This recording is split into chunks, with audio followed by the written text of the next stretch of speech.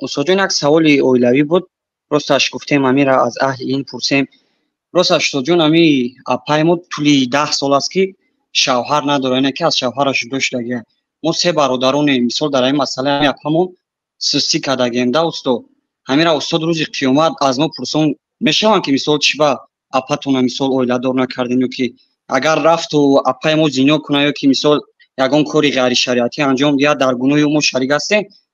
بله شما میتونید مقصد خواهرتون اپتون یگان برادر دیگر مثال یگان آدمی خوب پیشنهادتون دادیم به خواهری ما بگیر گویید هیچ گپی ندارد. این صحابه ها حضرت عمر وقتی که دخترشون به شوهر ماند به نزد ابوبکر رفتن گفتم دختری من خانه‌دار شو که به شوهر است.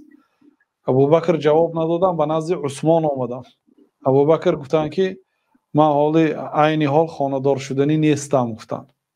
حضرت عثمان جواب ندادن که حضرت عمر خفه شدن. از عثمان بسیارتر خفه شدن که نه هنگ گفت نه نی گفت. ابوبکر کو نی گفت یعنی که نی من دختری تو رو نمیگیرم نگفتن، لیکن گفتن که من عین حال زنگیر نیستم گفتن. عثمان باشن جواب ندادن، نه هنگ گفتن نه نی گفتن. بعد از آن بعد چند روز پیامبر صلی الله علیه و سلم خواستگار شدن.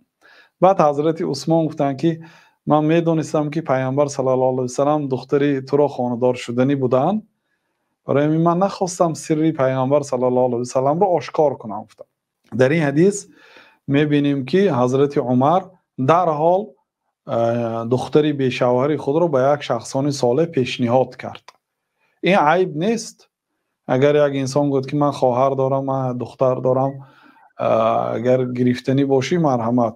حضرت سعید بن مسیب سرداری سیدی تابعین بودن، یعنی مرتبهشون در بین تابعین مانندی حضرت ابوبکر در بین صحابه ها. حضرت ابوبکر سیدی صحابه باشن، سعید بن مسیب سیدی تابعین بودن.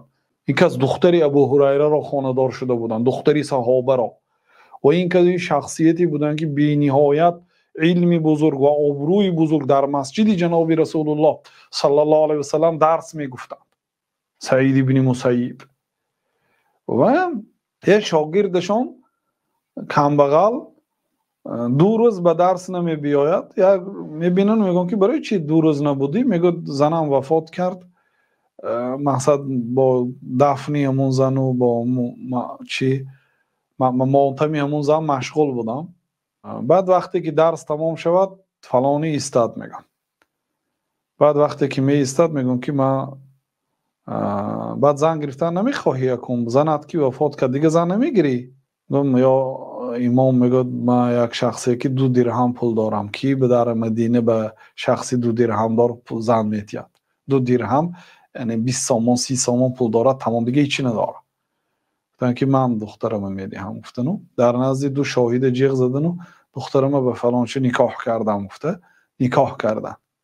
وقتی که با خانش رفت گاه باوریم می آمد گاه باوریم نمی آمد میگه چون که سعید بن مسیب شخصی که دخترش به خلیفه مسلمانان نداده، پادشاه مسلمانان به همین دخترش خواستگار شده بود است نداده است، لیکن به همین یک کمبغلی که طلب علم میکند با در تق تق شد. میگن اون روز روزه بودم در افطار نان قاقو یا زیتونی کمتر تغییر یافته درخت زیتون همین کمی همین خیلی چیزا داشتم. میگن در تق تق شد کی گفته پرسان سعید گفته است.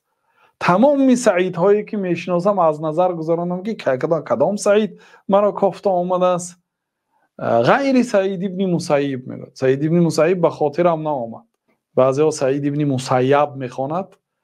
یا روایت هست که سعید ابن مسیب گفتن که سیب الله من سیبنی، کسی که من مسیب میگه الله تعالی باید مسیب گرداند، من مسیب هستم. میگه مسیب نگود. میگه بعضی علمای لغت هر دوشم اجازه هست میگن، لیکن بهترش سعید ابن مسیب گفته شود غیر سعید ابن مسیب. میگم بعد کدام سعید؟ گفته وقتی که پرسیدم سعید ابن مسیب گفت. میگم برای اینکه سعید ابن مسیب 40 سال این جانب در نماز پشت آدم دیدگی نیست. میگه پشت آدم دیدگیش نیست به معنای در صف یکم نماز میخواندگی است.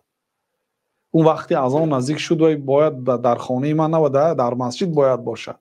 بنابراین در ذهنم نآمد هم به خانه یک کمبغل چخیل سعید ابن مسیب میبیاد ناگاه در میکشم که من دخترم را به نزد تو آوردم همسرت را ای دخترم درو به خانه شوهرت با نام الله بسم الله گفته درو گفته دخترشون آوردن در مسجد نکاح کرده بودن آوردن یعنی این یگان آدمی با آبرو آدمی هم گوییم ابو هریره داماد ابو هریره هم سید تابعین یا آدمی با آبرو دخترش یه آدمی کم به قلب داده است یعنی با خودش پیشنهاد میکنه خزانت که وفات کرد دیگه زن نمیگیری میگه میگیرم آخه به من کی زن میته من پول ندارم میگه من میتیم گفته دختر میته برام 10 سال این جانب یعنی اون بیچاره خودش شوهر کافته نتوند بعضی زنها عادتا صاحب شرم و حیا هستند و اگر به کوچه نبراید و در خانه نشیند و اون اگجا میابد